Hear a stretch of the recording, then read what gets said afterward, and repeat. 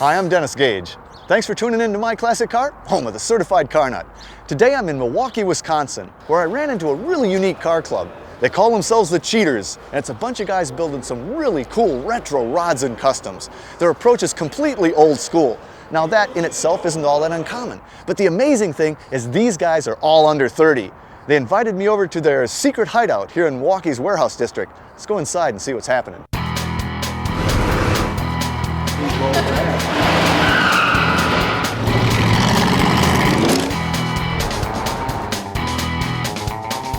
These cars are wild and loud, and that's what the Cheaters are. They're just no holds barred. Sick and twisted and just not for the normal public. Well, don't take us too seriously, and for the most part, we don't do it for anybody else's entertainment. We just have fun, just hanging out, and and we're all really good friends, and we all have pretty much the same personality. So. Hey Carl, how you doing, man? Hey Dennis, how's it going? So this is it. This is the lair, huh? Yeah, this is it. Nice place. Thanks a lot. Love what you've done with it. Thank you. Just got a new tile. So hey, Cheaters Car Club. How did this start? Well, the origin is this. My older brother and I just purchased a 65 Dodge Coronet, and we had two other buddies who were into cars, and we said, hey, let's start a car club. So we threw around a bunch of names. We decided the Cheaters, name it after the Cheaters. And Cheaters, I mean... Well, I know what you're saying, We get a little bit of flack from the girls once in a while, but it's basically spawned from the old Cheater slicks. Since then, it's just kind of steamrolled. So you guys had other interests before you knew you had car interests? Yeah, most of the guys in the club had bass interests, whether it was skateboarding or punk rock music or whatever, something that kind of brought us all together. And before you know it, you're like, hey, flipping through magazines, like, hey, look at this car, this is pretty cool, We become, get enough money, save up and buy a car or a project and start working on it. Because most of us are pretty mechanically inclined, and what we didn't know, we figured we could find out or ask someone to help us.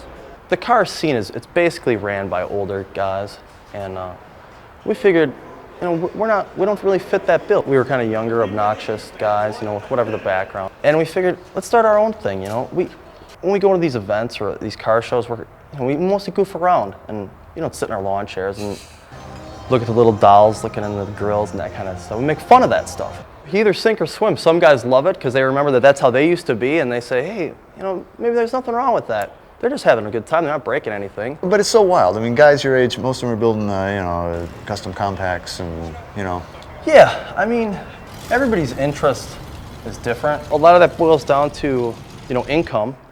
Not all the guys, I don't think any of us can afford to buy a car done. So you kind of make it, and kind of how it used to be. Like it used to be, but I'd like to think that we kind of improve on the engineering and the styles. Well, hey man, there are some dynamite cars, and you got some real characters in this. Yeah, we do. In this band. Definitely. Let's get around and check some of this stuff out.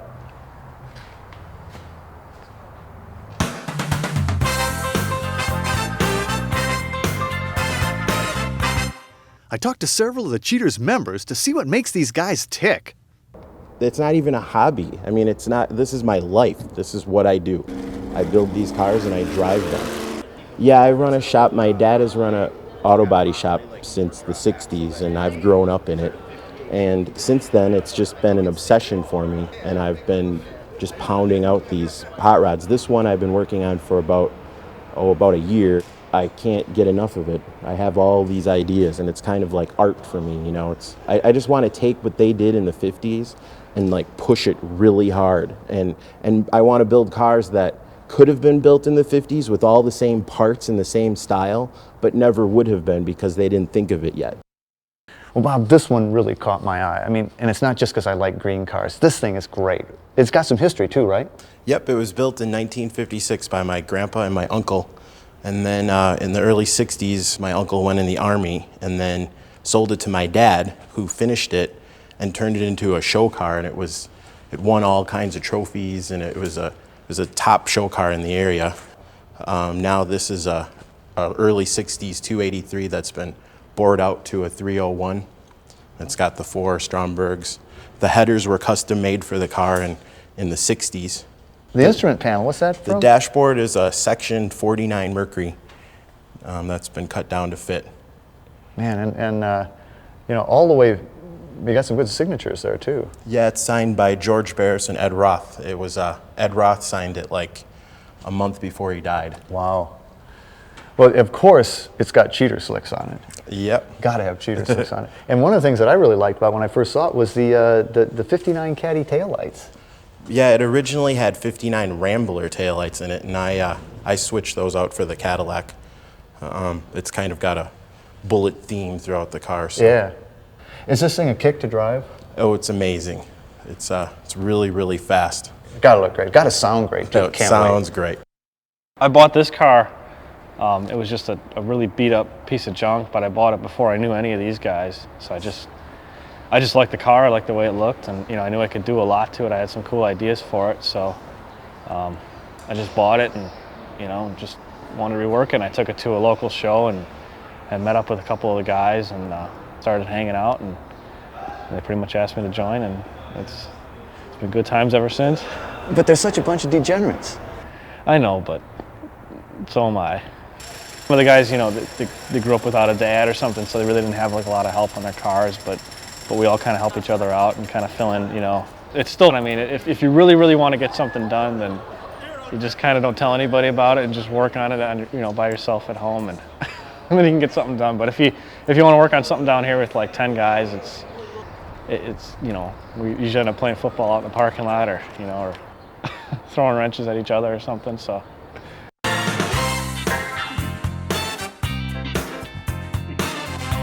These guys had some great customs, like this flamed out Buick Roadmaster. So Mike, you're a cheater? Is this your cheater mobile? This is it. All right, well tell me about it. It's a 1955 Buick Roadmaster. Pretty much stock motor. Interior's custom. The portholes were taken out, the chrome was taken off. It's nose peaked in the front. Door handles are shaved off, it's decked in the rear. You went with the satin finish on it? Yeah. Just wanted the gnarlier look, or what? Yeah, somewhat. A just different look. And then the flames really bring it out. Yeah, you know, and this looks like one you drive. I do drive it. I more than drive it, I beat it. Yeah, I noticed that. You got a, you know, nick, a ding here and there. I was hitting stuff. Yeah, well, I hit things. that'll do it. That'll do it. Yeah. I like the flame job. Yeah, Jerome did the flames on it. The artist extraordinaire. He did Artist wonderful, extraordinaire. Yes, Huh? Yes. wonderful job. Indeed. I also like the endangered species interior. I did that in a day. Well, yeah, it's great that you Fabric work so store. hard at these things. Yeah. So what's it like, you know, being a cheater? How do you? It's hard to explain. It's hard to explain. Huh? It's a good feeling, and sometimes it's a bad feeling when I'm getting hit with footballs and people coming behind me and punching me, and. But that's all kind of part of it, isn't it? It's part of it because I dish it out just as much as I Yeah, take you know, it. I've noticed that. I have noticed that. Yeah. Is it a good time though? I mean, is this? Great time. Yeah. Yeah. Always looking forward to weekends at car shows and stuff like that. Hanging out with the guys, coming here. It's always fun. These dings, scratches, you're gonna fix those up? You're gonna just put some more in? What are you gonna do? I'm gonna do both. Do them both. Yeah. That sounds good. Well, hey man, I like the ride. Thanks. Cheat on. I think a lot of it has to do with answering telephones when you're on camera. But no, a lot of it has to do with probably most of our upbringing. I mean, like a lot of our dads were probably hot rodders, like Chris said. But we just think it's great. I mean, I don't want to drive around a Honda when I can drive around this and crash this into a pole and hopefully live, you know, or crash this into a Honda and kill the guy in the Honda, which would be really cool. But yeah, it wouldn't be fun if it wasn't for all the goofing around. Otherwise, you see a lot of car clubs where everyone's real straight-laced, and we go to car shows and people look at us and like, they don't know why we're there until they look at our cars. I'm working on my girlfriend's 54 Chevy Bel Air. I'm also working on my 30 sedan. I'm working on a Buzz. It's only 9 in the morning, so. I didn't plan to live much past 30, so I'm really not looking towards the future. But ever since we've been little, ever since we wanted to drive, we've never been little. Yeah, so.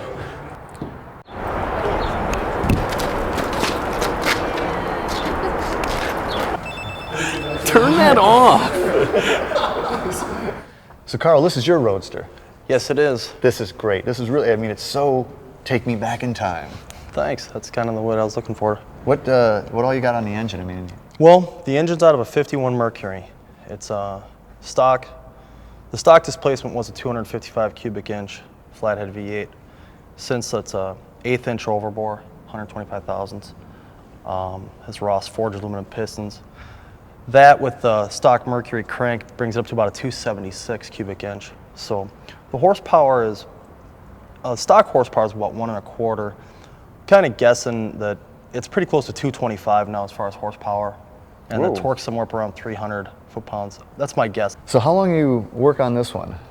Well, I was lucky enough, I was laid off from work, and just prior to that I had sold my first hot rod that I had, and I used some of the money from that and my time off, and I built this car in about 6 months. So you were lucky enough to be laid off, huh? I was lucky enough to be laid off, right. Well, great interior too. I mean, again, it's just a real nostalgic look. Thanks. The upholstery is just an idea I came up with. The dash is actually out of a 32 Ford, cut down to fit inside of a Model A. The Gage panel's kind of designed after an old boat panel, an old Stuart Warner boat panel, or something you might have found an old Chris Craft boat, but and the gauges are Stuart Warner. Love the top being up too. First time I saw this baby, top was down, had, you know, real roadster kind of aggressive look. This looks great. Thanks. It's stock top, the 2-inch chop to it to compensate for the chopped windshield posts.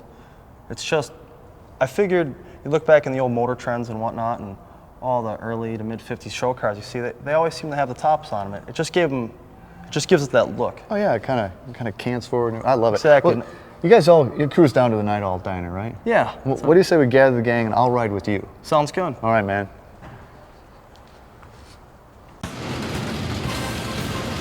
Now it's time to burn some rubber and go cruising with the cheaters.